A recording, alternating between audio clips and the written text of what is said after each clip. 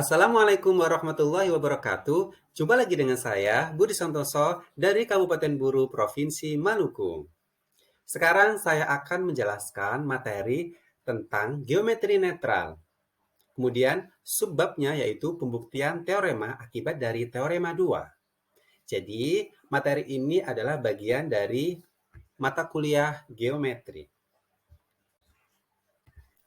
Berikutnya, materi yang akan saya bahas, diantaranya yang pertama adalah geometri netral, yang kedua persegi panjang, dan yang ketiga pembuktian teorema akibat dari teorema 2 geometri netral. Untuk yang pertama, apa itu geometri netral? Oke, geometri netral adalah geometri yang dilengkapi dengan sistem aksioma-aksioma insidensi, sistem aksioma-aksioma urutan, sistem aksioma kekongruenan, ruas garis, sudut, segitiga, dan sistem aksioma-aksioma Archimedes.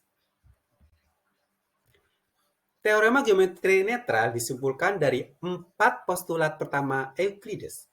Dalam mempelajari geometri netral, perlu diperiksa kemungkinan penyatuan postulat lain, sehingga pengetahuan geometri akan menjadi lebih dalam. Geometri netral dipelajari dengan cara mengamati teorema-teorema. Sekarang kita lanjut pada persegi panjang.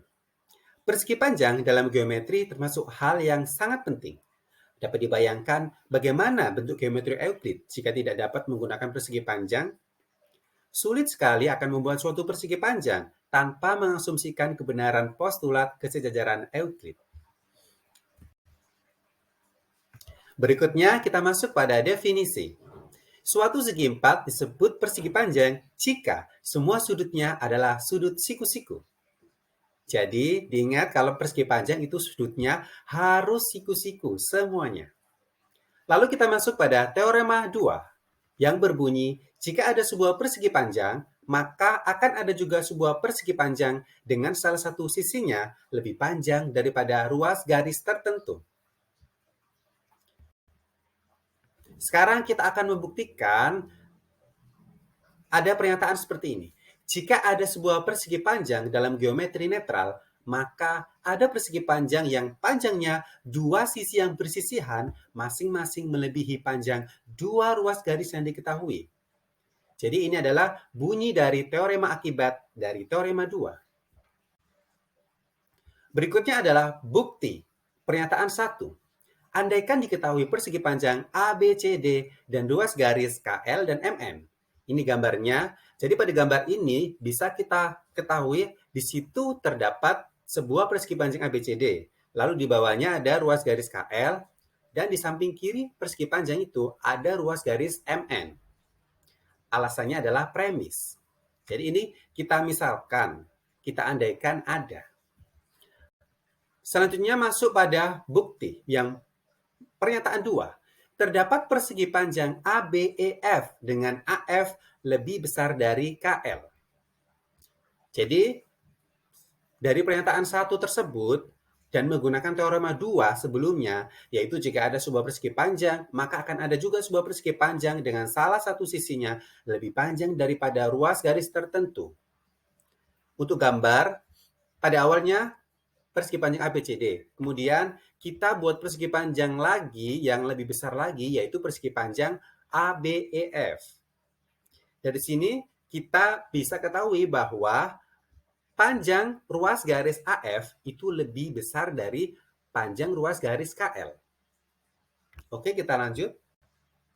Sekarang untuk pernyataan berikutnya, yaitu pernyataan ketiga, yaitu terdapat persegi panjang AGHF dengan panjang ruas garis AG lebih besar dari panjang ruas garis MN.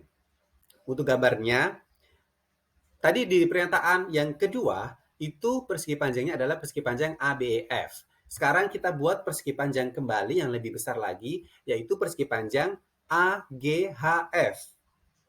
Persegi panjang AGHF itu dibuat berdasarkan dari pernyataan kedua dan teorema 2 yang berbunyi jika ada sebuah persegi panjang, maka akan ada juga sebuah persegi panjang dengan salah satu sisinya lebih panjang daripada ruas garis tertentu.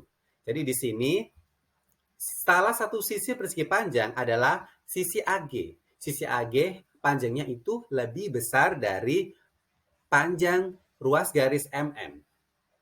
Oke, ini bukti pernyataan ketiga sudah. Sekarang kita lanjut pada bukti yang terakhir, yaitu pernyataan 4. Diperoleh persegi panjang AGHF yang panjang dua sisi yang bersisihan masing-masing melebihi panjang dua ruas garis yang diketahui. Jadi di sini gambarnya tadi kita memperoleh persegi panjang AGHF. Ini saya tulis menjadi satu persegi panjang utuh, persegi panjang AGHF. Dari sini kita bisa lihat bahwa panjang sisi AF itu lebih besar dari panjang ruas garis KL. Begitupun dengan panjang sisi AG lebih besar dari panjang ruas garis MN. Dengan alasan pernyataan 3 tadi, kemudian terbukti benar. Jadi teorema akibat dari teorema 2 tadi itu terbukti benar karena kita sudah membuktikan dengan menggunakan alasan-alasan tadi. Untuk referensi yang saya gunakan yaitu buku bahan ajar atau diktat geometri dan Euclid dengan pengarangnya adalah Amin Suyitno, terbit tahun 2017 di Semarang, yaitu di Universitas Negeri Semarang. Sekian dari saya, terima kasih. Sebelum saya tutup, saya akan membacakan quote bagus dari Benoit Mandelbrot.